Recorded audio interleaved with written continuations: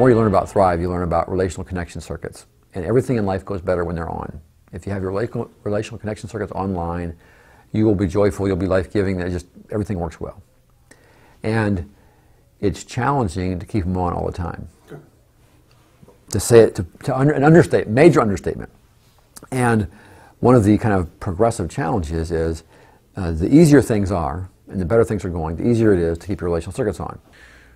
The way the brain is organized, the thing or person you are most closely attached to actually shapes and directs how the rest of your brain will function, which means it will shape the direction and course of your life.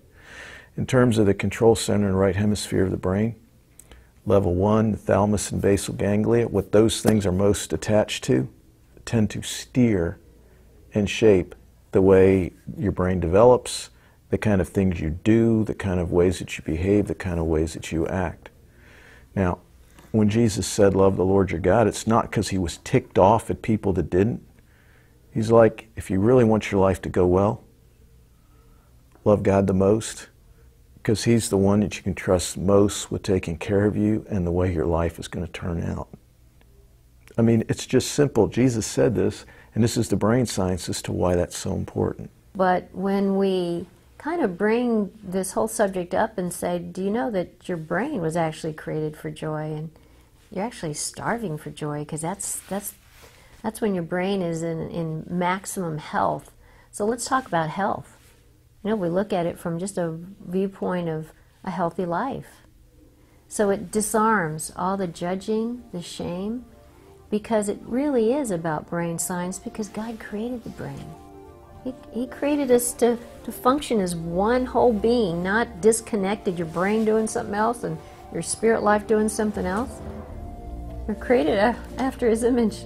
But if you go into it with an openness that there's a chance, there's a possibility that God might be real and he might actually want to speak to me, I'm pretty sure he doesn't, but I'm willing to hear it if he does, then, I think that it's very highly likely that they are going to hear something.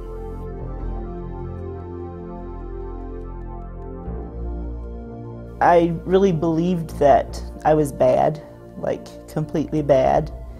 And I knew that the Bible says that God saves us, but I never believed that I was really saved. And the trauma, just being beaten the way I was beaten, physically, just like drove that home all the time. And as I started, the healing was, I'm still in the process of healing, so I can't just say that's all taken care of for me. But people started to listen and believe what I said, as I said before. And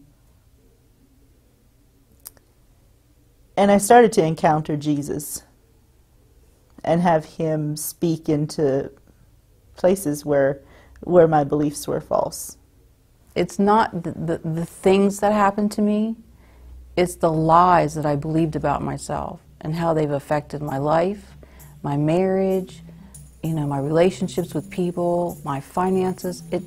If there's some lie that you're believing about yourself towards God, and with the process that they've shown, you go through that, God will eventually show that to you and free you from that. And then when you push yourself to do whatever you're doing, there's so much joy in doing it. And for many Christians, the reason you're a Christian is this beats hell. And since I'm going to have the hell beat out of me here, I might as well hang on until it's over, and then at least I won't be in hell forever. I was being driven by pain more than what was really right. So I was like driven to avoid pain rather than just living the way I was made, I guess. That's kind of what I'm starting to discover, is it's just a delight to live in this kind of grace, to live with this kind of, God's already pleased with me. I'm starting to discover that Abba really does love me with a love that is, I'm able to start giving that to my children now. And so we look at Christianity, the proper kind of Christianity of the Christian faith, like we're talking about here. It's like, no, no, no. This has a richness, a texture. This has passion. This has feeling.